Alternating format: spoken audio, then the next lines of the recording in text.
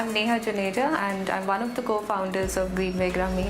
I have an industrial engineering degree and an MBA. We co-founded Greenway in 2010, seeing that cooking was a problem that was still neglected in the rural community. This is a country where it's only the woman who cooks. And 2/3 of all households cook only on mud stoves. It just seems unjust. An efficiently designed cook stove, it's not rocket science. You just need to have something that's user-centric, that's user-desirable, and get it out in the market.